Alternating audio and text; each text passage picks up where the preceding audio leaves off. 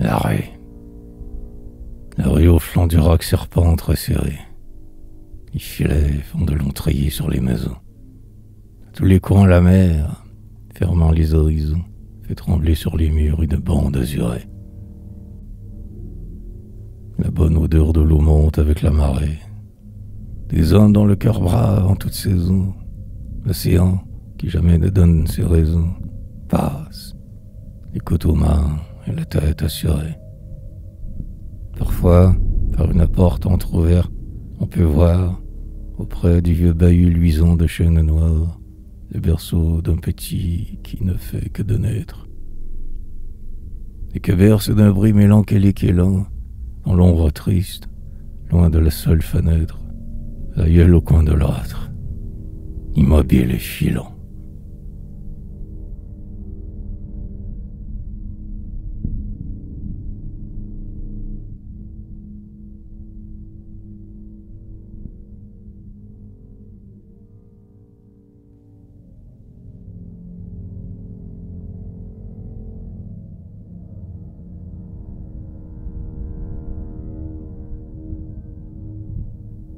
Les sardinières. Quand le travail s'arrête et qu'en finit le jour, l'obscur logis s'éclaire et les vitres étincellent. Vers l'âtre où le souci des mères les appelle, elles pressent le pas et hâtent le retour. Le court fichu de laine alourdit le contour du sein, et l'on voit mal laquelle est la plus belle. Mais l'égale blancheur des coiffes sans dentelle leur donne un air claustral irritant pour l'amour. Leurs yeux clairs comme l'eau des vagues vous regardent. Les petites à vous sourire se hasardent et courent en mordant de gros morceaux de pain. Et, se tenant la main comme un cortège antique, les grandes font, au choc d'un pas lourd et rustique, claquer sur le pavé leurs sabots de sapin.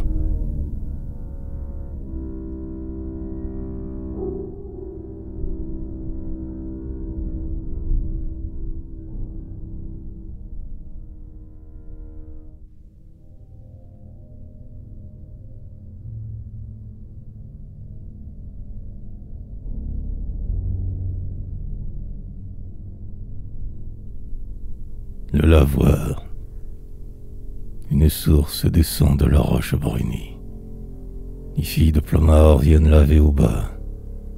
Au convive des battoirs se mêle le fracas qui fait le flot, et c'est une forte harmonie.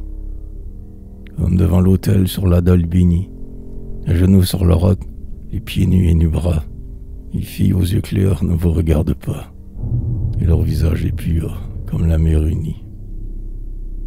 Pluie en long filet parmi les galets blancs, la source fait de bruit de grelots tremblants que l'océan bientôt étouffe sous sa lame. Les femmes qui sont la grâce du tableau se penchent et sans mordre au matin qui s'enflamme, les beaux bras ruisselants de gouttelettes d'eau.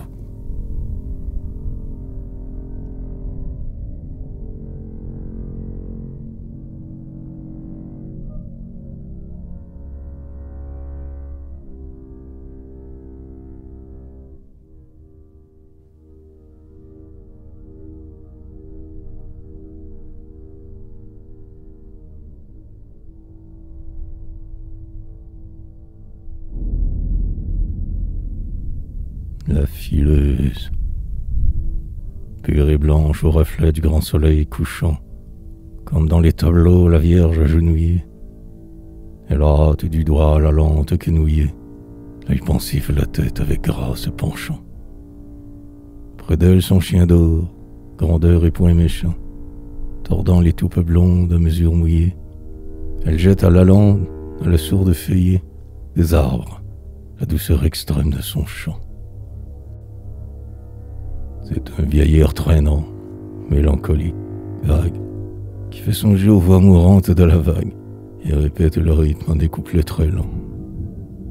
Une obscure chanson, sans doute une légende, qu'autant des soirs anciens chantaient dans cette lande, des bergers aussi, mortes depuis 1000 ans.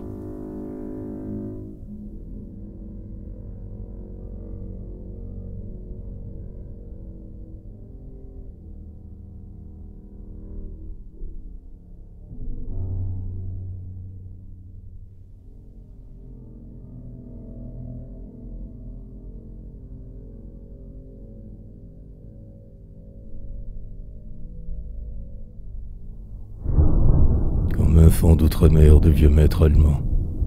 L'azur iné des flots encadre son visage. Et parmi l'âpreté du rude paysage, l'enfant épanouit son corps frêle et charmant. Le regard plein de vie, ouvert naïvement, semble un ciel de printemps où la lumière nage. La lèvre un peu serrée et fine pour son âge se ferme dans un grave et court étonnement. Sa grosse coiffe autour de sa tête vermeille lui donne l'air plaisant d'une petite vieille dont le nez serait rose et les cheveux au vent. En long fichu pareil à celui des grands-mères, elle saute à cœur joie, et les vagues amères posent sur ses pieds nus leurs froids baisers mouvants.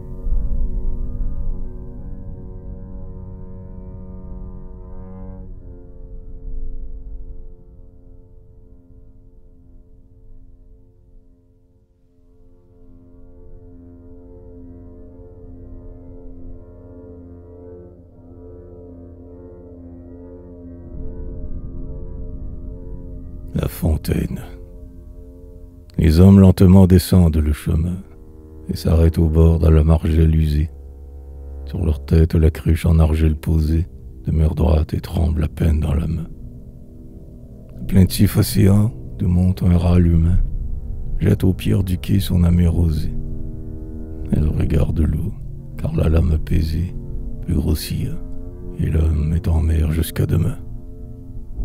Un geste harmonieux, comme le col d'un cygne, élevant l'un des bras en arrondit la ligne et laisse mollement le greffe rose osciller.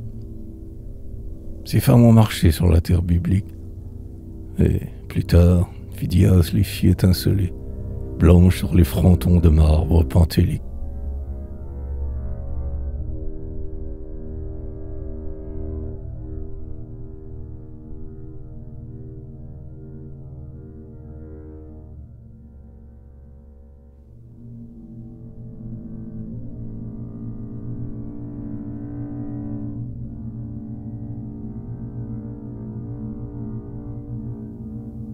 La lande.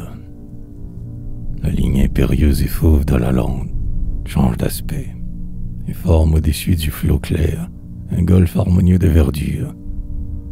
Dans l'air court un parfum mêlé d'algues et de lavande. Des barques de pêcheurs semblent en longue bande un vol silencieux de blancs oiseaux de mer. Tout est calme. Le vent retient son souffle amer et la lune au couchant se lève toute grande. C'est ici-bas que sont les paradis charmants. Un tout petit ruisseau sous les saules dormants cause malgré le bruit de l'océan farouche. Loin de ces purs coteaux jusqu'à l'aube oubliée, la lumière fuyant frissonnante se couche, vague orient des mers qui roulent sous nos pieds.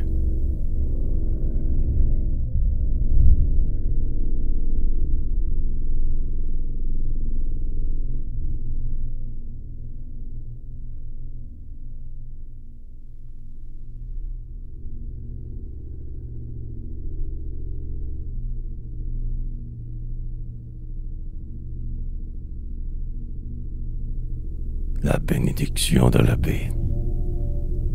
Pendant qu'au loin la grave et lente sonnerie des cloches se répond, pareil aux champiers, portant les seins de bois et les eaux précieux, la procession va se développe et prie.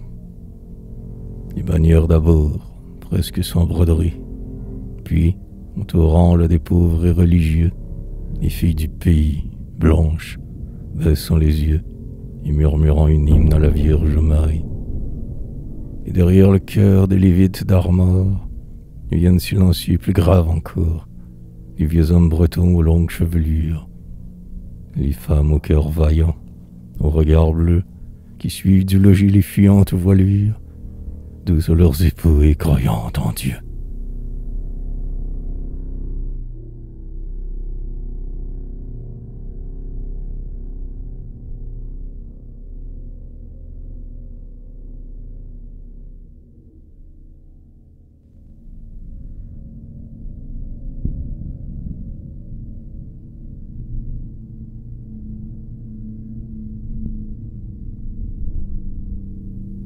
La petite maison.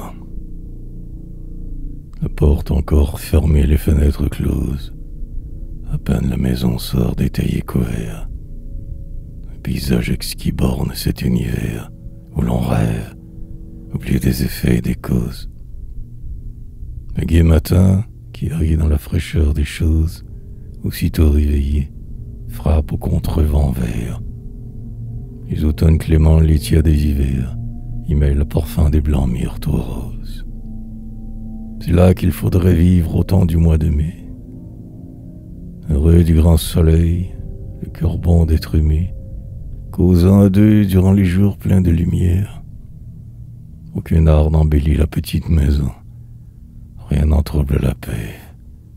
C'est presque une chaumière, et la vieille romance avait pourtant raison.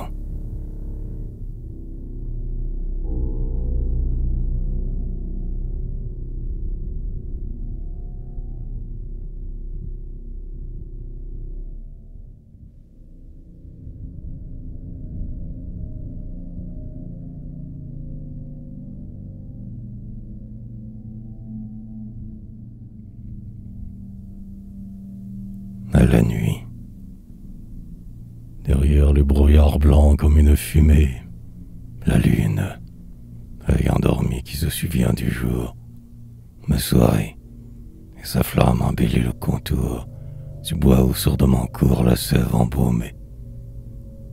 Ô nuit, forêt sans bord, lune, splendeur aimée, longtemps j'ai cru, troublé par un ancien amour, que votre paix sereine adoucit le retour de ces vieilles douleurs à l'âme mal fermée. Vous êtes la nature impassible qui naît, meurt et revit sans nous parler, que seul connaît l'œil qui sait les anneaux mystérieux des chaînes. En vain vous paraissiez m'entendre, vous mentez, aux nuits que rien n'émeut, abri morne des chênes, lieu noir rayon muet froidement argenté.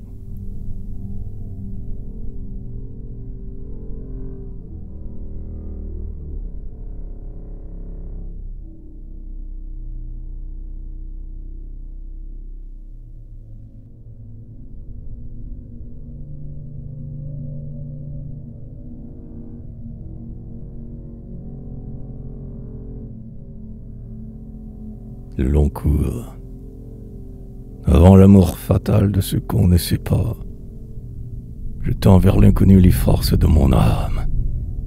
Je voudrais secouer mes ailes et je pâme à rencontrer partout l'ombre devant mes pas. Les étoiles ouvrant les rêves d'ici-bas ne peuvent point m'ouvrir le secret de leur flamme. Il était infini que mon désir réclame, vaincre ma pesanterie, soulever mes bras.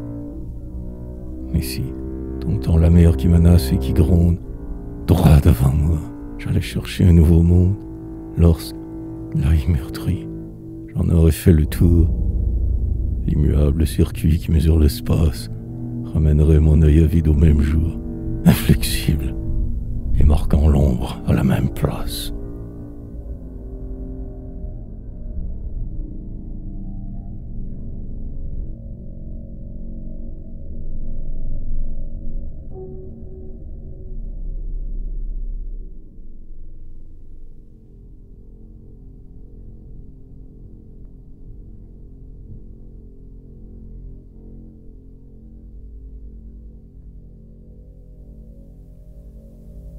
Les vagues, vous êtes la beauté. Vers la pure ionie, c'est de vous que naquit Vénus au temps de Dieu.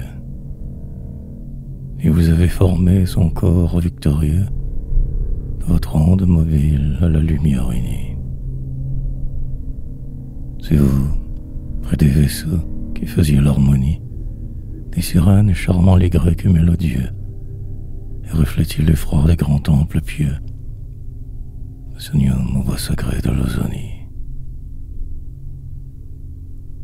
Et que là j'ai passé des vieux mythes charmants, et qu'au sein de vos flots soulevés ou dormants, la raison est tuée la chimère sacrée. Au fond de votre abîme impénétrable et bleu, là, même malgré soi cherche et regarde attiré, si dans cet autre ciel on ne verrait pas Dieu.